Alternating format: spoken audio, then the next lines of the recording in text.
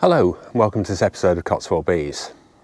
Now, unusually today you find me in a rather fetching full bee suit, and if you can look here, I'm actually very well kitted up. In fact, I've even got me wellies on here, and instead of my normal gloves, I'm wearing rubber gloves. Why is this, you ask? Well, I've got a hive that's gone bad on me, and I don't really know why. We've got to find out. It might be that they're queenless. It might be that it's a new queen that's got in with some bad lads and she's a bad temperament, but either way we can't put up with it. I've left them for about a week now just to see if they'll calm down, and they won't. They're showing distinct signs of aggression actually coming out as I walk past the hive and having a go, and when you try and do an inspection they are very, very wild. So I'm afraid it's time to be sorted. And this is very important. We really don't want nasty bees. We want nice bees out there that we can look after easily and that won't cause a problem to anybody else. So it's requeen time. Now, when we actually get into the hive, I'm not sure what's going to be there. We might find that there is a queen and she's a nasty queen, in which case I'm going to have to destroy her before I put the new queen in. Or alternatively, maybe they haven't got a queen at all, and so introducing the new queen will be rather easier. Either way, I've got a new queen with me, and she's in a cage, and the cage is here and with the new queen inside it, and I've just got to cut the little plastic bit off the end. There's a plug of icing sugar in there, so once I've made absolutely certain that the hive is queenless, I can introduce this queen. They'll eat their way through the icing sugar to get at her, and she'll drop into the hive. Hopefully by that time her pheromone will have gone through the whole hive. They'll accept her, and this one's from good stock, so she should be absolutely fine. So what we're going to do now is get fully suited and booted, get into the hive and have a look and see what's going on. So wish me luck, folks, this could be quite interesting. Here we go then. Now, normally I'd like to do this on a warm day with plenty of bees flying, but unfortunately we had summer last week and I've missed it. So here we go. I'm going to have to do it on a relatively cold day. It's actually 15 degrees here, but they're not flying at all well, and so beggars can't be choosers. So let's get into the hive and see what's going on.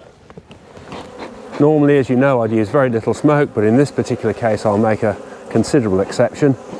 Try and knock them down as fast as possible. And they're not a big colony, they're not on all the frames. Look and see what we've got in here.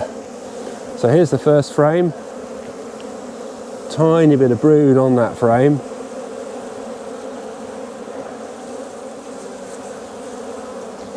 So you can just about see there is some brood there. There are eggs in those cells, so that's bad news. That means we have got a queen, so I've got to find her. So in order to find her, I'm going to need both hands. Now you can see they're all over the camera, they're all over me. They're really very, very unhappy bees. So I'm going to go through and I'm just going to put the camera down because all is not well in the world here, and I'm going to make sure I can find the queen. So you can just see, if I turn the camera around, they are literally all over the camera, all over me, and making a hell of a racket. So here we go, we have to do these things.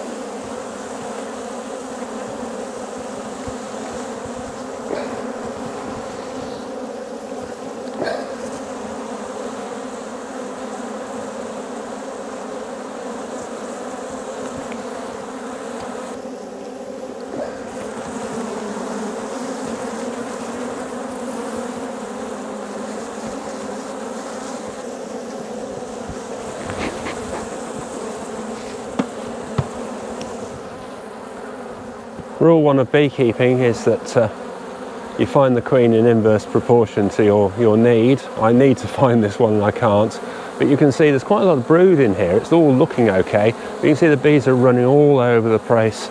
They're buzzing up, they're trying to sting me. A couple of them have stung the camera already. Really very, very unpleasant bees. So I've really got to find this queen, no matter how long it takes.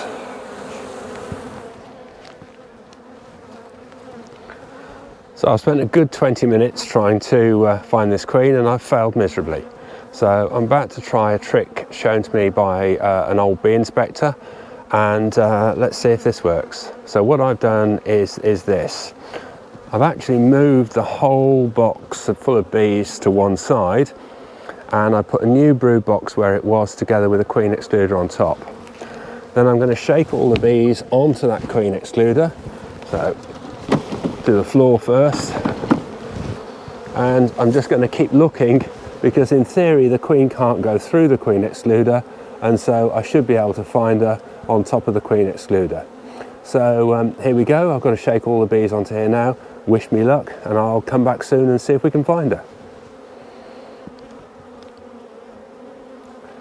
So you can see where I've shaken the bees onto the top, and I'm just looking now all the time to see if I can find the queen in there somewhere. And hopefully she shouldn't be able to go through that queen excluder, but the other bees should. And at some point, then all's going to be well in my world, because I'm going to find this queen. But no sign so far, so we'll just keep looking. So by nothing more than sheer dumb luck, I actually found her. The queen excluder trick didn't work, but fortunately I managed to find her, and she's gone to the great hive in the sky, and I can now actually introduce my new queen in a cage. So here's my new queen going in. There she goes. And I'm going to leave those bees alone now for a few days, just to let the new queen get in. Hopefully she'll start laying, and very quickly we will be in a situation where this hive will be back to normal. So we live in hope that all's gone well, but only time will tell. I'll give you an update in a few days' time. So we're back again after a few days. We're going to have a look at that hive. I did notice when I reviewed the video there were some actually very black bees in there, and I'm a little bit worried we might have early stages of actually chronic bee paralysis virus. So when we have a look in there, we're not only looking to see if everything's calmed down, but see if we've got problems with the virus. So anyway, we'll get suited and booted, and we'll go over to the hive, have a look and see what we've got. Well, the weather's rubbish for looking at bees, but I do need to have a look at them today, because I'm away for a couple of days, and I'm really not going to get the chance at the end then for about a week. So I'm going to have a look, even though the weather's bad. I've no idea what we're going to find, so stick with me and let's see what happens. As last time, I'm fairly well suited and booted. I've only got a jacket on this time, but I've got some serious gloves on, and I'm just going to open it up and have a look, and we'll come back to you and show you what's going on. Well, here are the bees, you can see, and they are really calm and quiet. Very different to the bees we had last time that were coming up and flying all over me. I haven't even put any smoke in this hive yet, and if I turn around and show you, there's no bees trying to come up and sting me. They're as quiet, really well behaved. So I'm just going to have a look through and see where we are. I'm trying to do this one-handed with the camera. I'm by myself, so that's a long way from ideal. They put lots of stores in here. You can see I'm not actually going to pull the full frame out. I'm just looking through. It's quite cool today. Again, it's only about 13 degrees. Lots of stores in this one. It's really heavy. Lots of stores in there. Haven't seen any brood.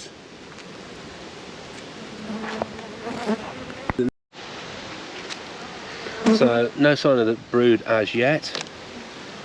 It's late in the season, but they are very calm, these bees. Lots of stores here. Oh, a little bit of brood.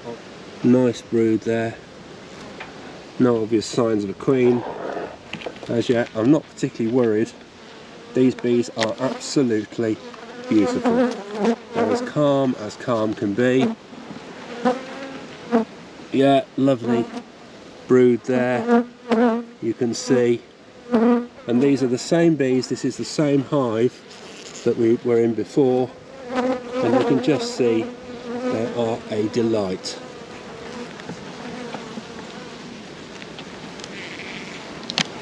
So here's where we put the queen in. Here's the queen cage. Just release the queen cage, so you can see in the bottom they've chewed their way through, they let her out.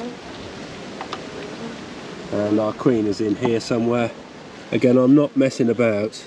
If I see her, I see her, but if I don't, I'm not worried. They're so calm, they're so beautiful. There's absolutely no problem at all. Lots of nice brood there, and there are some eggs in the bottom of those cells as well. I was a little bit worried about chronic bee paralysis virus, but they certainly look okay. I'll have a proper look when the weather warms up a bit. We've got lots of stores in there, and these bees are absolutely delightful.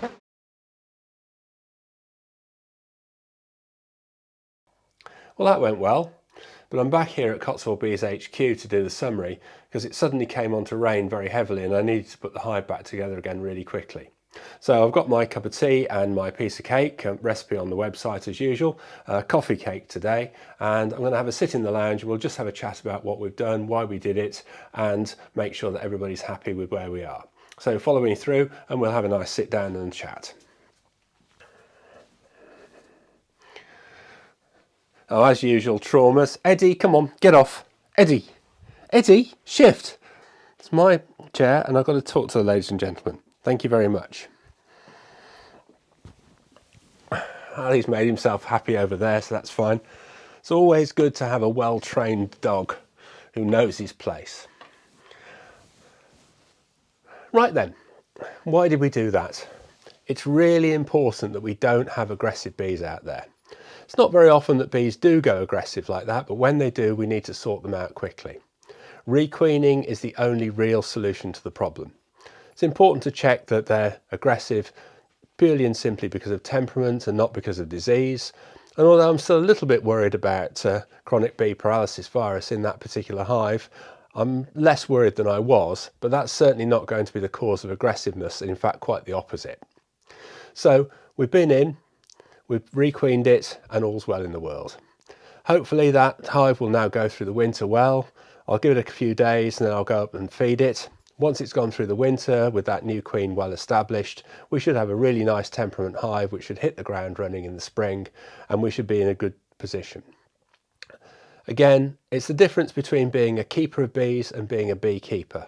When things go wrong as a beekeeper, you sort them out and make sure the bees are happy. As a keeper of bees, you just leave them, let them get on with it. We get aggressive bees, aggressive drones, and eventually the other hives in that area would turn aggressive as well. So we really don't want that. Anyway, I hope you enjoyed that more than I did. Not too bad, I didn't get too many stings, but I did get more than I would normally get. But you can see how important it is. You won't have to face the problem very often, but when you do, either deal with it yourself or get one of your beekeeping friends or mentors in to help you do it. Either way, don't put up with aggressive bees. Bad for the bees, bad for the environment, and certainly bad for the beekeeper. And so until the next time, hopefully if you're not already subscribed to the channel, please subscribe. But other than that, please enjoy your bees and your beekeeping. I'm going to have the rest of this cup of tea and really enjoy this cake and a very well-earned celebratory rest. Until the next time, happy beekeeping.